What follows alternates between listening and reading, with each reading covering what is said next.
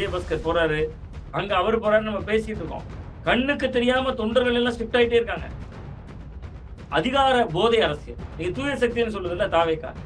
இப்ப வந்து கரூர் விஜயபாஸ்கர் நில மோசடி வழக்குல திருச்சூர்ல போய் போலீசார்ல கைது செய்யப்பட்டவர்ல. அந்த அதிகாரம் தரக்கூடிய போதையை போன்று வேற எதுவுமே போதை கிடையாது. நீங்க தமிழ்நாட்டுல போதை கலாச்சாரத்தை ஒழிக்கணும், முதல்ல அதிகார போதையை தான் ஒழிக்கணும். எடப்பாடி இப்படி நினைக்கிறாங்கல்ல சார், போறவங்க போட்டோம், துரோகி எல்லாம் போட்டோம், இனிமே இருக்கிறவங்க தொண்டனா இருப்பான், இதை வச்சு நம்ம சேவ் பண்ணுவோம். பல துரோகத்தை நம்ம இதை வச்சு நீங்க கட்சி நடத்தலாம், ஆட்சிக்கு எப்படி வர முடியும்? விஜய் கட்சியை பார்த்து தற்கொலைன்னு சொல்றது எவ்வளவு அபத்தமோ, அதை விட அபத்தம் அதிமுகவை களத்தில் இல்லாதவர்கள் சொல்றது. 1 கோடி பேர்ல ஓட்டு போட்டுருக்காங்க. அம்பாசமுத்திரத்தை ஏன் வந்து ராஜினாமா பண்ணிட்டு காத்திருக்காங்க? திருநெல்வேலி மாவட்டத்துக்கு ஏன் அமைச்சர் இல்லை? அப்ப பல கேள்விகள் வந்து தாவேகாவோட ஸ்ட்ராட்டஜிங்கிற பேர் அந்த வியூகம்.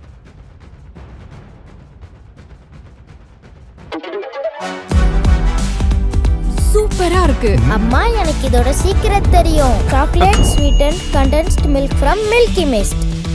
தமிழ்நாட்டுல எல்லாமே சேஞ்ச் ஆயிடுச்சு. உங்க நகையையும் சேஞ்ச் பண்ணுங்க. உங்க பழைய நகைக்கு கிராமுக்கு 150 ரூபாய் கூடுதலா வாங்கி புது நகை எடுத்துக்கோங்க. அதே கம்மி சேதாரம் தான் உங்க லலிதால மட்டும்தான். தி டிபேட் நேயர்களுக்கு வணக்கம். இன்று நம்முடன் இணைந்திருப்பவர் பத்திரிகையாளர் சுவாமிநாதன் சார். வணக்கம் சார். வணக்கம் சார். இன்று கரூர் சட்டமன்ற தொகுதி உறுப்பினர் எம்.ஆர். விஜயபாஸ்கர் வந்து ராஜினாமா செஞ்சிருக்காரு அவரோட பதவியை. இதோட அதிமுக எம்எல்ஏக்கு ராஜினாமா செஞ்சு 6 அதிகரிச்சிருக்கு. நீங்க எப்படி சார் பாக்குறீங்க இத? இந்த ராஜினாமா அதிமுக தன்னோட பலத்தை இழந்து கொண்டே வருகிறது.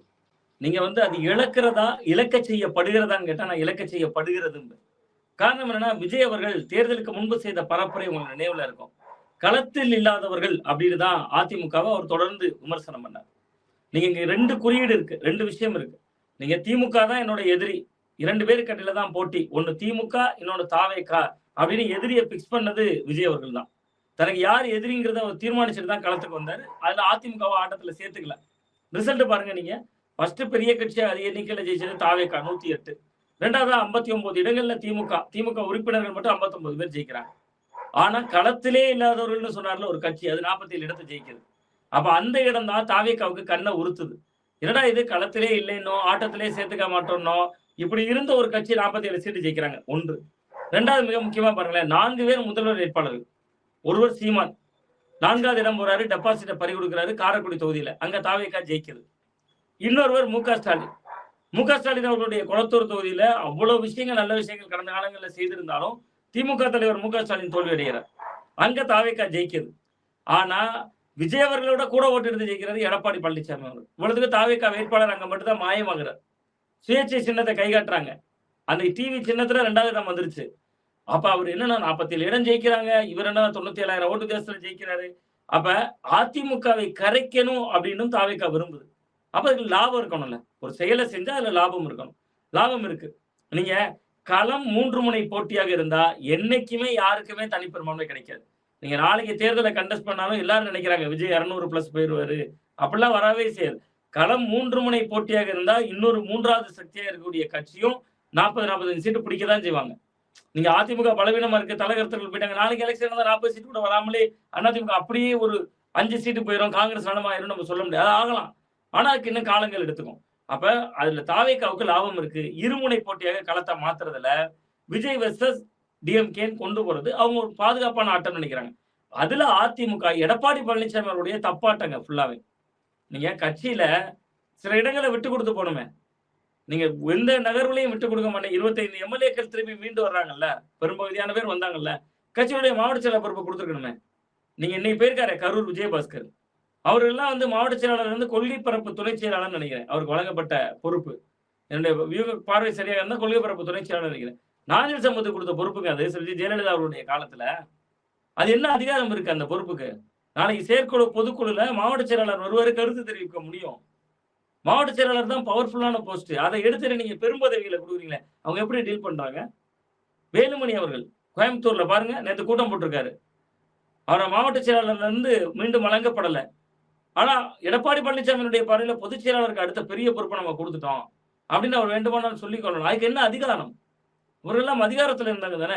இவர் கோவை புறநகர் மாவட்ட செயலாளராக இருந்தபோது அவருக்கு ஒரு அதிகாரம் இருக்கும்ல, அது இருக்காதுல்ல. சோ அப்ப எடப்பாடி பழனிசாமி அவர்கள் இறங்கி வராத தன்மையினால அந்த கட்சி கிட்டத்தட்ட எம்ஜிஆர் அவர்களால் தொடங்கப்பட்டு செல்வி ஜெயலலிதா அவர்களால் வளர்க்கப்பட்டு இவற்றை கொடுக்கப்பட்ட போதுங்கிறதை விட அந்த வார்த்தை தவறு. அவர் தன் திறமையை நிரூபித்து எடுத்துக்கொண்ட போது அப்படி என்ன வச்சுக்கலாம், கொடுக்கல அந்த அம்மா. அப்ப அப்படி வரும்போது அந்த கட்சியினுடைய மக்களவை உறுப்பினர்கள் எவ்வளவு? 2014 தேர்தலில் மோடியா லேடியான்னு கேட்டாங்க, 37 சீட்டு ஜெயிச்சாங்க.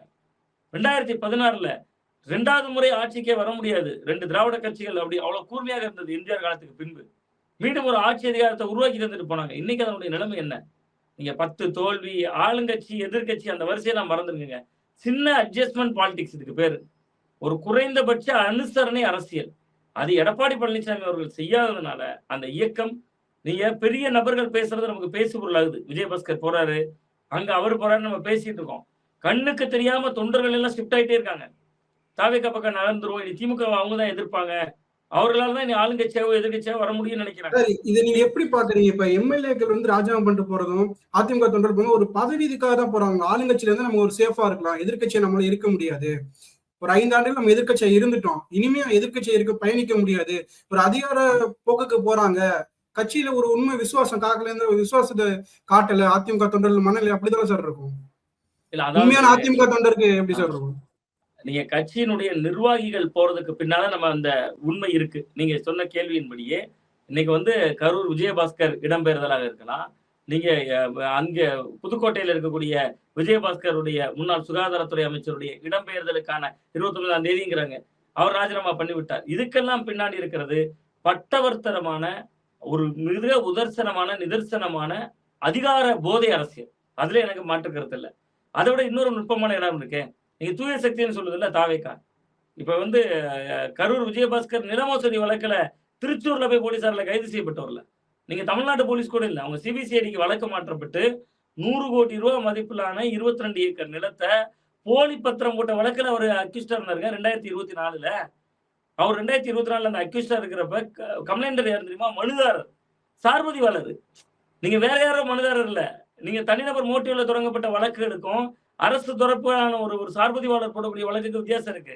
உங்க ஏரியால ஆளுகைக்கு உட்பட்ட பகுதியில ரிஜிஸ்ட்ரேஷன்ல ஏதாவது முறைகேடு நடந்தா உள்ளூர்ல இருக்கக்கூடிய அந்த சார்பதிவாளர் புகார்தாரர், அவர் கொடுத்த புகார்ல சிபிசிஐடி போலீசாரு இந்த கரூர் விஜயபாஸ்கர் அவர்களை கிட்டத்தட்ட திருச்சூர்ல வைத்து கைது பண்ணாங்க. அப்ப நீங்க இந்த பக்கம் வாங்க, அப்படியே குட்கா வழக்கு அங்க இருக்கக்கூடிய புதுக்கோட்டை விஜயபாஸ்கர் அவர்களுக்கு மேல குட்கா வழக்கு. பட் இவங்க 2 பேருமே கள போராளிகள், கள செயற்பாட்டாளர். அப்ப நீங்க இவங்க போகிறப்ப தொண்டர்கள் எப்படி நினைப்பான்? நீங்க கேட்கிற கேள்வி முக்கியமான கேள்வி சொல்லிட்டான். நான் என்ன சொல்றேன், கரூர்ல 62,000 ஓட்டு வித்தியாசத்துல ஜெயிக்கிறாரு விஜயபாஸ்கர். இப்ப நான் பேசுறதுலயே நான் முரண்பட்டு பேசுறேன் பாருங்க. 2 பேர் மீதும் வழக்கு இருக்கு, 2 பேருக்கு ஓட்டு போட்டது மக்கள் தானே. அப்ப நீங்க மக்கள் வந்து இன்றைய முதலமைச்சர் விஜய் அவர்கள் வந்து தூய சக்தின்னு விமர்சிச்ச அதிமுக இப்ப இந்த அதிமுக எம்எல்ஏக்கள் வரதை மட்டும் ஏத்துக்கிறாரு. அதுவும் அவங்கள வந்து அவர் கூட சந்திக்க மாட்டாரு. எம்எல்ஏக்கள் ராஜினாமா பண்றாங்க, அந்த எம்எல்ஏக்களை வந்து சந்திக்க கூட முதல்வர் பார்க்க மாட்டாரு. மற்ற நடிகர்களை பார்க்க நேரம் இருக்கு, சினிமா வட்டாரங்களா சந்திக்க நேரம் இருக்கு, கட்சிக்காரங்களை சந்திக்க நேரம் இல்லை அப்படின்னு யோசிக்கிறாங்கல்ல. இருந்துமே போறாங்கல்ல அதிமுக இருந்து. இல்ல அது வந்து 2 கோணம் நான் சொல்றேன். அதான் ஒன்று அதிகாரம்.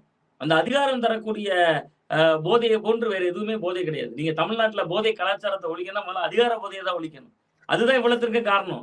நீங்க தமிழ்நாட்டுல எனக்கு இத்தனை எம்எல்ஏக்கள் படையெடுக்கிறதுக்கும் இத்தனை பேர் பேசு பொருளாகிறதுக்கும் 7 தொகுதி இடைத்தேர்தலுங்க திருச்சி கிழக்கோட சேர்த்து இன்னும் இருக்கு பட்டியல். ஒருவேளை வைகோ அவர்கள் பேச்ச கேட்டு அந்த 2 பேர் ராஜினாமா பண்ணியிருந்தா 9 தொகுதிகளா இருக்கும். இன்னும் இருக்கே. அப்ப அவர்களுக்கு தனிப்பெரும்பான்மை எண்ணிக்கை தேவை என்கிற இடம் நோக்கி அவர்கள் நகர்ந்துட்டு இருக்காங்க. அப்ப நீங்க வந்து அதிகாரம் தரக்கூடிய போதைங்கிறது ஒரு அளவில்லாததுங்க. நீங்க அதனால வந்து அவர்கள் அதை நோக்கி அவர்கள் நகர்றாங்கிறது ஒன்று. இன்னொன்று மிக முக்கியமா நான் என்ன பாக்குறேன்னா, தொண்டர்கள் நிலைமை நீங்க கேட்டீங்க. தொண்டர்கள்ல 2 வகையான தொண்டர்கள் இருக்காங்க.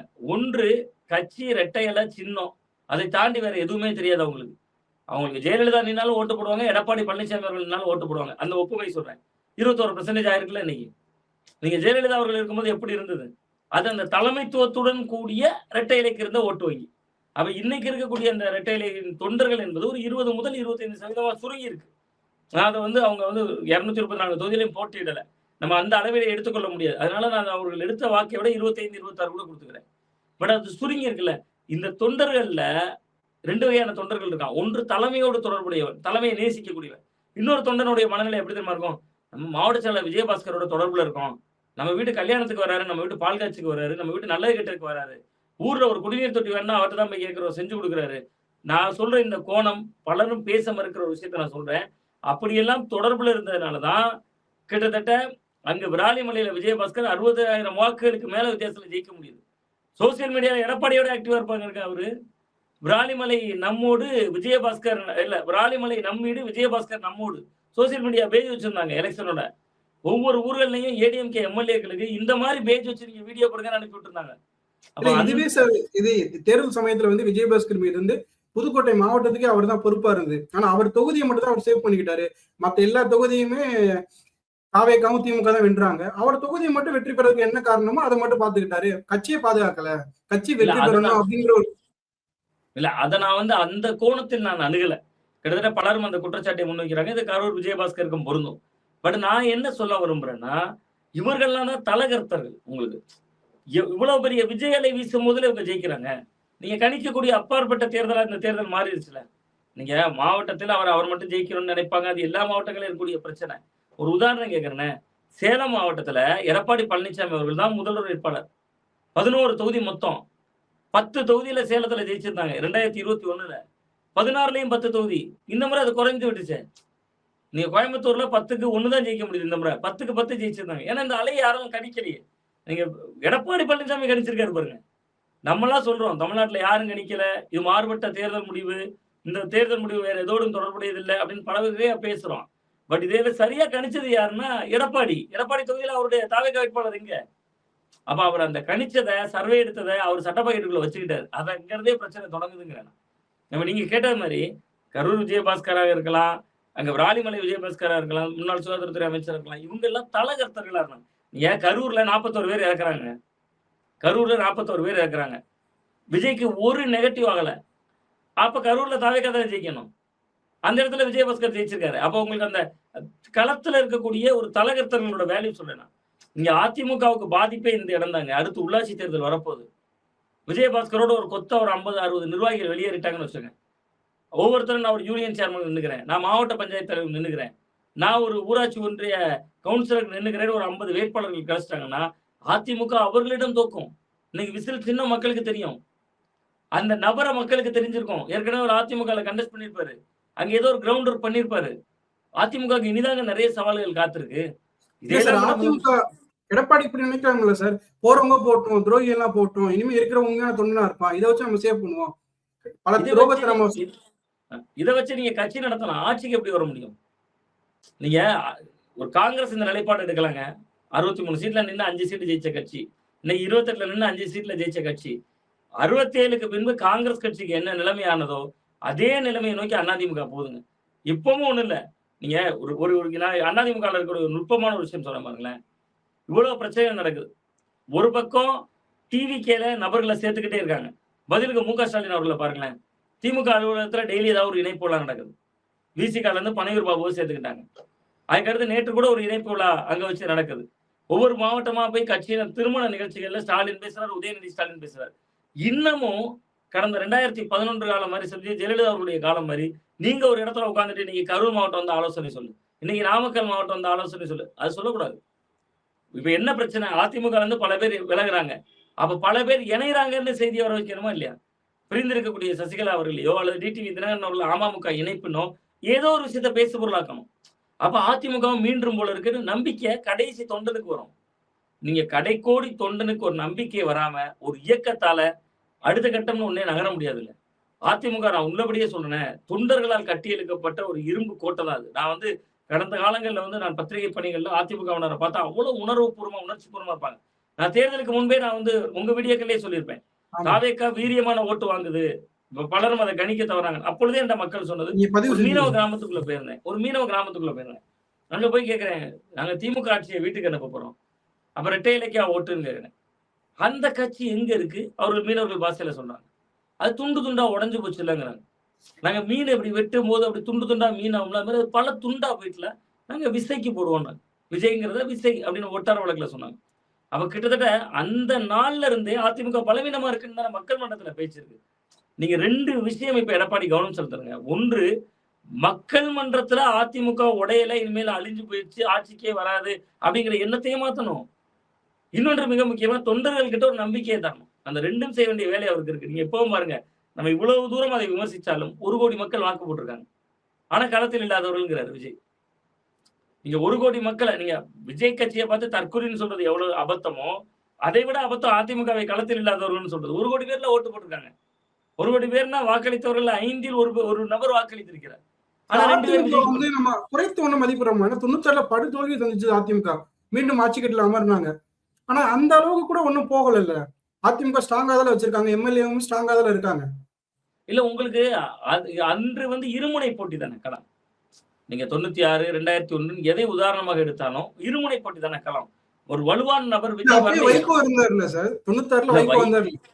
வைகோ சினிமா போன்ற ஒரு பிரபலத்தன்மை கொண்டு ஒட்டுமொத்த தமிழக மக்களையும் ஈர்த்தவர் இல்லையே.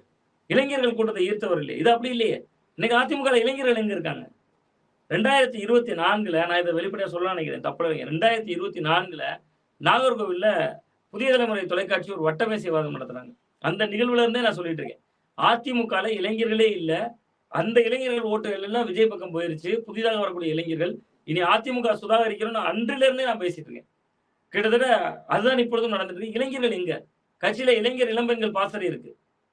நீங்க ஒண்ணுமே இல்ல, ஒரு சர்வே எடுங்களேன். இந்த வீடியோ பாக்குற அதிமுக நண்பர்களும் தெரிஞ்சுக்கிட்டு, திமுக நண்பர்களும் தெரிஞ்சுக்கிட்டு சொல்றேன், ஒரு சர்வே எடுங்களேன். இளைஞர் இளம்பெண்கள் பாசறை ஒவ்வொரு மாவட்டத்தில் இருக்கிற மாவட்ட செயலாளர் வயசு இருக்கலாம், 50 வயசுல இருப்பார்.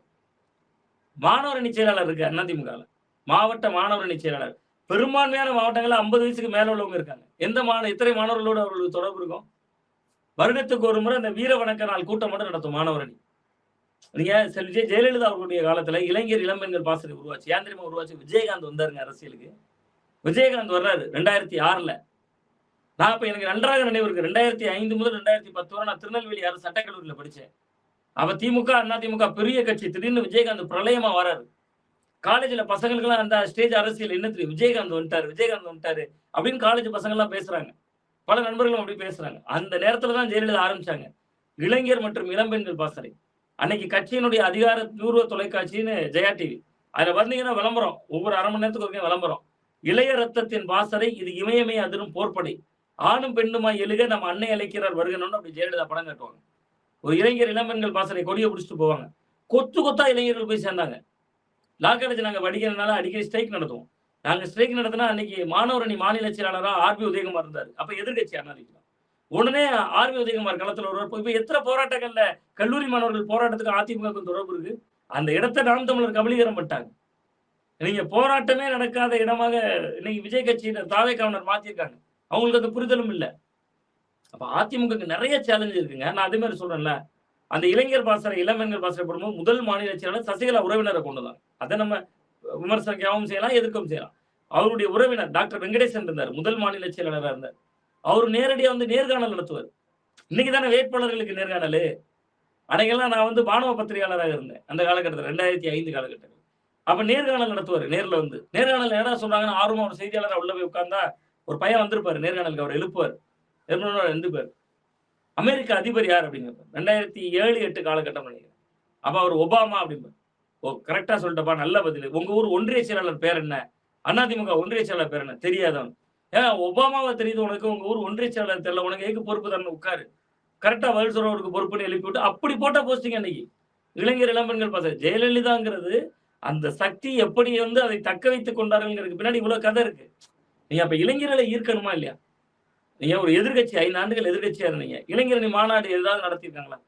ஒரே ஒரு மாநாடு, எஸ்டிபிஐனுடைய ஒரு மாநாட்டை மதுரையில் போய் நடத்தினார். அதுக்கப்புறம் அதே மதுரையில அதிமுகவுடைய ஒரு மாநாடு. எதிர்கட்சி எத்தனை மாநாடுங்க போட்டிருக்கணும்? இளைஞர் மாநாடு போட்டிருக்கணும். சிறுபான்மையினர் ஓட்டு இல்லைங்கிறாங்க. நீங்க சிறுபான்மையினரை திரட்டி சிறுபான்மையினருக்கு அதிமுக என்னெல்லாம் செஞ்சிருக்கு? ஒரு மாநாடு நடத்திருக்காங்களா? இதெல்லாம் செய்யணுங்கிற. இனிமேலாவது செய்தால் அந்த இயக்கம் காப்பாற்றப்படும் நம்புறேன். இதுவரையா ரியலைஸ் பண்ணாம தான் சார் இருக்காரா எடப்பாடி? உள்கட்சி விவகாரங்கள்ல தான் அவங்க அதிக கவனம் 2017 இருந்தே தொடங்கிருச்சு. நீங்க 2017 இருந்தே சொல்லி ஜெயலலிதா அவர்களுடைய மறைவுக்கு பின்பு இருந்தே எத்தனை சண்டை, எத்தனை பிரச்சனை, எத்தனை மோதல். ஓபிஎஸ் இபிஎஸ் சண்டை, ஓபிஎஸ் டிடிவி சண்டை, சசிகலா போட்ட வழக்கல் நிலுவ, ஓபிஎஸ் போட்ட வழக்கல் நிலுவ. அதுக்கு பின்பு வரிசையா பிரச்சனை, தேர்தல் தோல்வி. ஒவ்வொரு தோல்விக்கும் நீங்க தான் பொறுப்பேற்கணுங்கிறது. பத்தாக்குறைக்கு கர்நாடகால இருந்து நம்ம அண்ணன் புகழேந்தியில இருந்து தொடங்கி வெளியே இருக்கக்கூடிய கேசிபி வரைக்கும் ஆளாளுக்கு ஒரு கருத்து. அவ கிட்டத்தட்ட அதிமுகல பல குழப்பங்கள். நீங்க ஜான் நேரம் முலம் சறுக்குதும்பாங்கல்ல. எந்த பிரச்சனை நீங்க மக்கள்கிட்ட ஓட்டு கேட்பதற்கு அவர்களுக்கு எந்த நேரமுமே இல்லையே. 24 மணி நேரமும் நான் அதுதான் சொல்ல வரேன். நான் இப்ப இந்த விஷயத்தை சமாளிச்சு அதிமுக தன் கட்டுப்பாட்டுல வச்சிருக்கு. அதுவே ஒரு சாணக்கியத்தனம் தான் சார் எடப்பாடி அவர்கள். இல்ல அதுதான் நான் என்ன கேட்கிறேன்னா, நீங்க வந்து ஒரு பெரிய வீடுங்க, ஒரு பெரும் குடும்பம். அந்த குடும்பத்துல ஏராளமான உறுப்பினர்கள் இருக்காங்க. வீர படத்துல அஜித் சொல்லுவாரு. வீரம் படம் வந்து அஜித் சொல்லுவாரு. இப்ப விஜய் அரசியலுக்கு வந்து முதல்வர் ஆயிட்டனால அடிக்கடி சினிமா மேற்கொள்ளலாம். இப்ப அரசியல்ல காட்டிக்கலாம்னு நினைக்கிறேன். விஜய் அஜித் சொல்லுவார் அந்த படத்துல வீரம்ல, என்ன இதை தொடரணும்னா என்னை தாண்டி தொடரா பார்க்கலாம் அப்படிம்பாரு. அந்த வசனம் ரொம்ப ஃபேமஸ். அது இன்னைக்கும் பல பசங்க ஸ்டேட்டஸ் வச்சிருப்பாங்க, இன்க்ளூடிங் விஜய் ரசிகர்கள் கூட. அது மாதிரி அந்த கட்சிக்கு முன்ன அவர் நின்றுக்கணும். வீட்டுக்குள்ள இருக்கிற ஒவ்வொருத்தரையா வெளியே விட்டுட்டு நீங்க வெறுமனே பிளைனா இருக்கக்கூடிய அதிமுக தலைமை அலுவலகத்தை மட்டும் நீங்க வச்சுட்டு பெருங்கூட்டத்தை வெளியேற்றி விட்டு இங்க என் கண்ட்ரோல்ல தான் இருக்குன்னு சொல்றது வந்து சரியான அணுகுமுறை இல்லைங்க. நீங்க அரவணைத்து போகணும். அரவணைத்து போய் நான் அதுதான் சொல்ல வந்த கருத்து நான் வந்து மிஸ் ஆயிடுச்சு. நான் என்ன சொல்றேன்னா, ஒரு கட்சி இவ்வளவு தூரம் உள்கட்சி பிரச்சனை, உள்கட்சி ஜனநாயகம் இவ்வளவு பலவீனங்களை சந்திக்குது. விஜய் போன்ற ஒரு புதிய சக்தி அரசியலுக்கு வர்றாரு. அவரு இவ்வளவு 108 இடங்கள் எடுக்கிறாரு. இவ்வளவுக்கு பின்பும் பாஜகவை தோல்ல சுமந்த பின்பும் இந்த கட்சி 47 இடங்கள்ல ஜெயிக்குதுன்னா, உண்மையிலே கிரவுண்ட் ஒர்க் பண்ணி களப்பணி பண்ணியிருந்தா இவங்களும் 100 சீட் வந்திருக்கலாமே. நீங்க திமுக மேல ஏன் எதிர்ப்பு 59 வரை சுருங்கிச்சு? விஜய் வந்த அலை. அப்ப நீங்க தாவேக்காவோட நீங்க அதிமுகவை பொருத்தி பார்க்க கூடாது. நீண்ட நெடிய பாரம்பரியம் கொண்ட திமுகவோட பொருத்தி பாருங்களேன். திமுக இவங்களுக்கு 12 சீட்டு தானே வித்தியாசம். 59 47. தேர்தலுக்கு முன்னாடி நம்ம என்ன பேசணும்? திமுக 170 பிளஸ். நம்மள சொல்ல பலனும் யூகம் வகுத்தது திமுகவே நம்பியது சொல்ற 170. எதிர்கட்சிகளே இல்லாத சூழல் வந்துருச்சு. 12 சீட்டு தானே வித்தியாசம். ஆனா திமுக கொள்கை இப்படி போட இருக்கவங்க நிக்கிறாங்க பாருங்க. இங்க இவர் மீதான கோபத்துல போறாங்க. அதிகார போதை ஒன்று. 2வது இவர் நான் என்ன சொல்றேன், மாவட்ட செயலாளர் பொறுப்புகளை பறிக்கிறீங்க. மீண்டும் அவர்களுக்கு மாவட்ட செயலாளர் கொடுங்க. நீங்க அவர்கள தவறு பண்ணிட்டாங்க, மாவட்ட செயலாளர் பொறுப்பு அவங்களுக்கு இல்ல. அதை விட அதிகாரமிக்க பொறுப்பு எது? கொள்கை பரப்பு துணை செயலாளர், கட்சியினுடைய துணை பொதுச் செயலாளர். என்ன அதிகாரம் இருக்கு அந்த பொறுப்புகளுக்கு? என்ன வகையான செயற்குழு பொதுக்குழு கூட்டினா அவங்களுக்கு என்ன ரோல் இருக்கு? நீங்க அவைத்தலைவர் சொல்லுங்க, அவர் தான் இருந்து கூட்டங்களை வழி நடத்துவார். நீங்க அப்ப ஒரு விமர்சனம் அப்படின்னு வரும்போது ஒரு சமரசம்னு வரணும். ஒரு பிரச்சனையில சமரசம். பொதுவா வந்து ஒரு ஆஃபர், ஒரு அக்செப்டன்ஸ், ஒரு வாய்ப்பு, அதுக்கு சம்மதம். அப்ப நீங்க ஏதோ ஒரு வகையில சமரசத்துக்கு வரணும்னா, நாங்க இதை செய்யறோம், நீங்க இதை செய்யுங்கன்னு சொன்னா, நீங்க இதை செய்யுங்க, நான் இதைத்தான் செய்வேன் அப்படிங்கிறது சமரசமாகாது. அப்ப அதனாலதான் அந்த முரண்கள் ஏற்படுதுன்னு நான் பாக்குறேன். இங்க அவரும் எடப்பாடி பழனிசாமி அவர்களும் சில சமரசங்களை செய்துட்டு நான் ஒன்னே ஒன்று சொல்றேன். அதிமுக தொண்டர்கள் உண்மையிலேயே நல்ல தொண்டர்கள். நான் களத்துல பார்த்த அனுபவத்துல சொல்றேன். ரொம்ப ஆக்டிவான தொண்டர்களும் கூட. இந்த சூழல்ல கூட எடப்பாடி பழனிசாமி அவர்கள் தன்னோட ஈகோவெல்லாம் தூக்கி எறிஞ்சிட்டு தமிழ்நாடு பூரா பயணம் பண்ணுங்கிறேன்.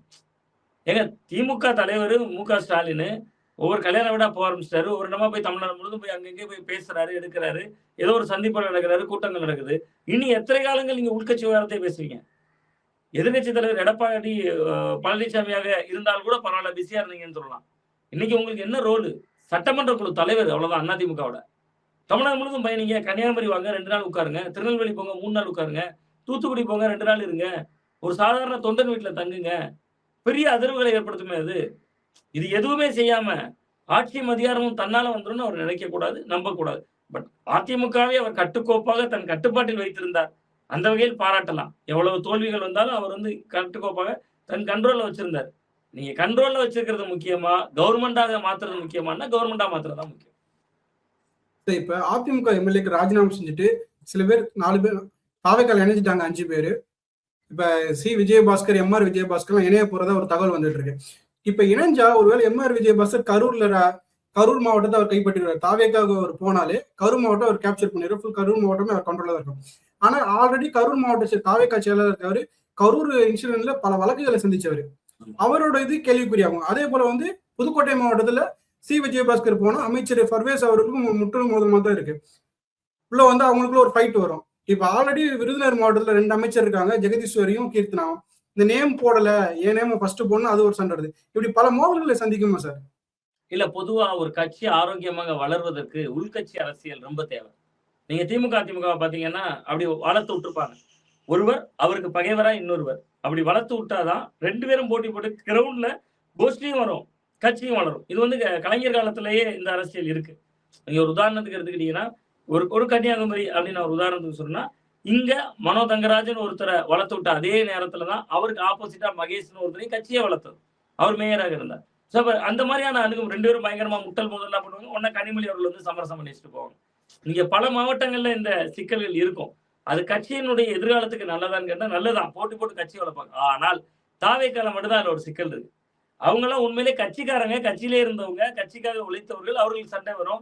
யாருக்கு அதிகாரம், யார் தலைமையிடம் நெருங்குவதுன்னு இருக்கும். இங்க இன்னொரு சிக்கல் இருக்கு பாருங்க. ரசிகனா தொண்டரா அந்த சண்டை வந்துருமே. நீங்க இவர்கள் எல்லாம் இன்னைக்கு இருக்கக்கூடிய பர்வேஸ் அவர்களை தொடங்கி நீங்க கரூர்ல அந்த வழக்குகள் சொன்னீங்க. ஜெயில இருந்தாருங்க அவரு.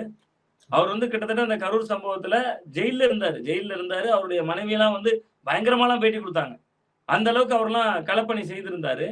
ஸோ அப்ப அவர் தியாகம் செய்திருந்தாரு நம்ம சொல்லலாம். அத களப்பணிங்கிறத விட கட்சிக்காக அவர் வந்து சிறைக்கெல்லாம் போனாரு. அது வந்து அதுல யார் தவறு என்பதெல்லாம் விட்டு விடுவோம். கட்சியினுடைய பார்வையில நாளைக்கு ஒரு தேர்தலை நிக்கிறீங்கன்னா கேட்பாங்க. கட்சிக்காக எத்தனை முறை சிறை சென்றுள்ளீர்கள்? அது திமுக, அதிமுக. கட்சிக்காக எத்தனை ரீல்ஸ் எடுத்துள்ளீர்கள்னு கேட்டா அங்க விஜயபாஸ்கர் நிப்பாரா, அவர் நிப்பாரான்னு கேள்வி வரும். அப்ப நீங்க ரசிகர்கள் வெர்சஸ் தொண்டர்கள் இங்க களம் மாறும். அது பெரும் சிக்கலை ஏற்படுத்தும். யாருக்கு ஏற்படுத்தும்? தாவேக்காவுக்குள்ள ஏற்படுத்தும். புசியானந்த் ஏன் சொல்றாரு ஒவ்வொரு இணைப்புலாலையும் நாங்க எங்களுடைய ரசிகர்கள் எங்களை நம்பியே நீண்ட காலம் இருக்காங்க. அவங்களுக்கு முதல்ல செய்யணுங்கன்னா அவங்களுக்கெல்லாம் நாங்க கொடுக்க வேண்டிய பொறுப்புகள் கொடுக்கணுங்கன்னா அவர் பேச வேண்டிய சூழல் இருக்கு. இல்ல இந்த அமைச்சரவை பட்டியல கூட ஒரு எக்ஸாம்பிள் எடுத்துக்கிட்டோம்னா மதுரையில வந்து ஆல்ரெடி 2 மாவட்ட செயலர் 2 பேர் இருக்காங்க. அவங்களுக்கு அமைச்சர் பதவி. அவங்க 30 ஆண்டுகள் 25 ஆண்டுகள் ரசிகர் மன்றத்துல இருந்து இருக்காங்க, விஜய் மக்கள் இயக்கத்துல இருந்து. ஆனா இப்ப சமீபத்துல போய் வந்து சிடி நிர்மல்குமாருக்கு அமைச்சர் பதவி கொடுத்து அவரை மதுரையும் தேனி கண்ட்ரோல் பண்ற மாதிரி ஒரு ஸ்ட்ராங்கான பொசிஷன் கொடுத்தாங்க. அதுவே ஒரு வருத்தம் இருக்குனாங்க. இப்படி வெளியே இருந்து வரவங்களுக்கு ஒரு முக்கியத்துவம் அதிகமா கொடுத்தா அங்கே ஆல்ரெடி ஒரு வேலை செஞ்சவன் 20 வருஷமா வேலை செஞ்சவங்களுக்கு உரிய மரியாதை இல்லை, அவங்களுக்கு ஒரு அதிருப்தி ஏற்படதானே சார் செய்யும். அவங்க வேற கட்சிக்கு போக வாய்ப்பு இருக்கு. அவங்க வேற இடம் நகர மாட்டாங்க, அதிருப்தியில சோர்ந்து போவாங்க. நீ இவங்க இங்க இருந்து நகர்ந்து போய் அதிமுகலையோ திமுக போய் ஜெயிக்க முடியுங்கிற கலச்சூழல் இன்னைக்கு இல்லையே. 35% ஓட்ட காட்டியிருக்காங்க. தங்களுக்கு பிடித்த நடிகர் தூய சக்திங்கிறாருல அந்த விமர்சனம் வரும். நம்ம தலைவர் ஜெயிக்கிற 2006 விஜயகாந்த் வந்தப்ப அவர் கூட இருந்தவங்க ரசிகர் தான் எம்எல்ஏவும் அமைச்சரும் ஆனாங்க. ஆனா 2011 2016 காலத்துல அதிமுகவும் தேமுதிக ஒரு மோதல் ஏற்பட்டுச்சு. அப்போ அவர் கூட இருந்தவங்க ரசிகர்கள் நண்பர்கள் அனைவருமே அதிமுக போய் இணைஞ்சாங்க. அதே மாதிரி ஒரு சூழல் வராதா சார்? அது வந்து முக்கியமான நிர்வாகிகள் அன்னைக்கு வந்து ஜெயலலிதா அவர்கள் விஜயோட ஆளுமையாக பண்ணிக்கிறார், விஜயகாந்தோட ஆளுமையாக இருந்தாங்கல்ல. நீங்க சட்டமன்றத்துல அந்த உரைகள்லயே ஜெயலலிதா வெர்சஸ் விஜயகாந்த்னா ஜெயலலிதா ஒருபடி அப்பர் ஹேண்ட் எடுத்து போயிட்டாங்க. விஜயகாந்தனுடைய உடல் சுகவீனம் அதே நம்ம பார்க்கணும். 2014 அவர் பிஜேபியை நெருங்கிட்டார். பாஜகவோட 5 சீட்டுகள்ல போட்டிட்டார். ஸோ அவருடைய உடல் சுகவீனம் ஒன்று இருந்தது. ஜெயலலிதா என்கிற ஒரு பிம்ப அரசியல் பெரிய அளவுல இருந்தது. அதெல்லாம் சேர்ந்து நகர வைத்தது.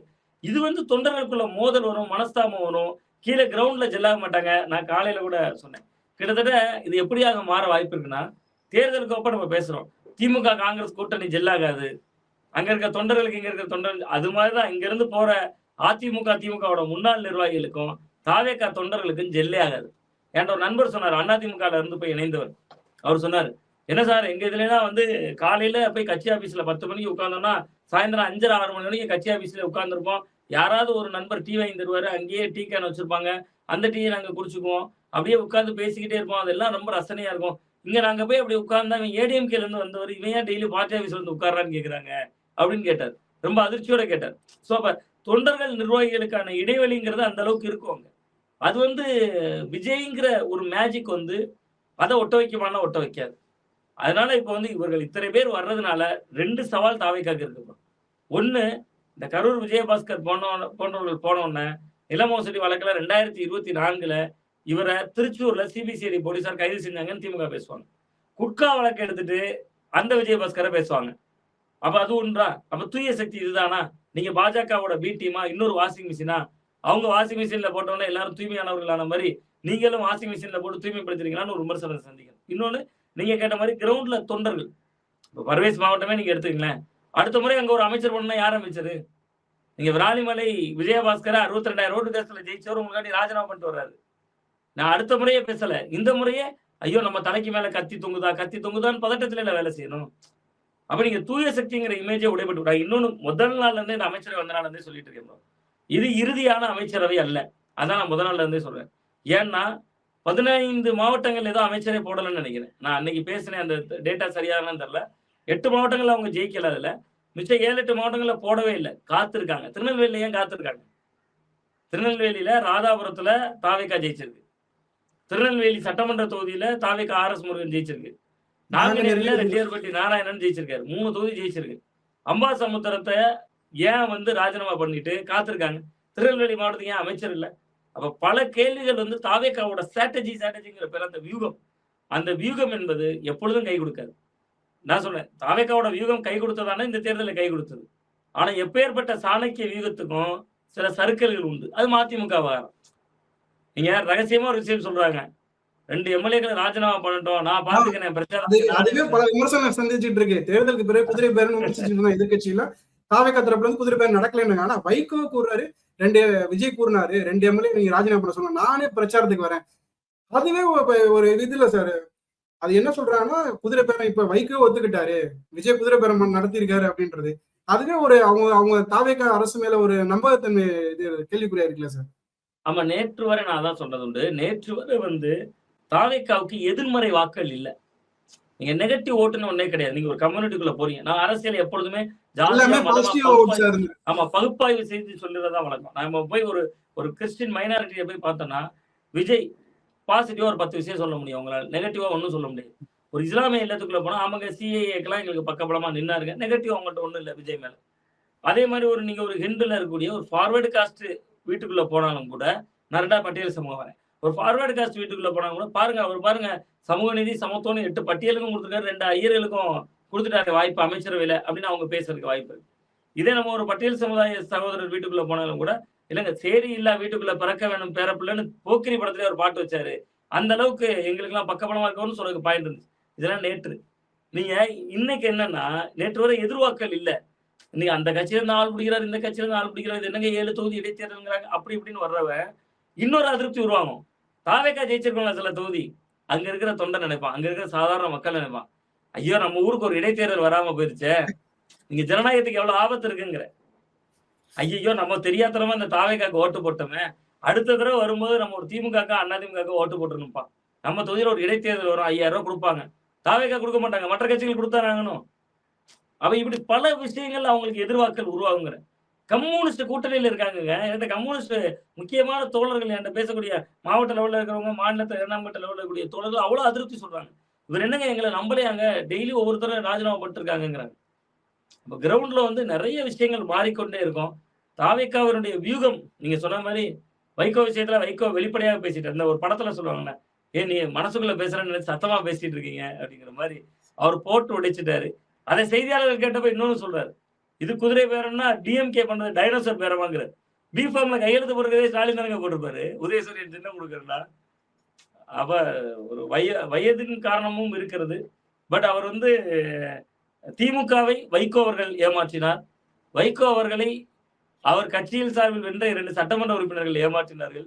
விஜய் அவர்கள் இதையெல்லாம் இவரிடம் வெளிப்படையாக பேசி அவரும் ஏமாந்தார் அப்படின்னு தான் பாருங்க. ஓகே சார், பொறுத்திருந்து பார்ப்போம் சார். பல தகவல்களை பகிர்ந்ததுக்கு ரொம்ப நன்றி சார். ரொம்ப நன்றி.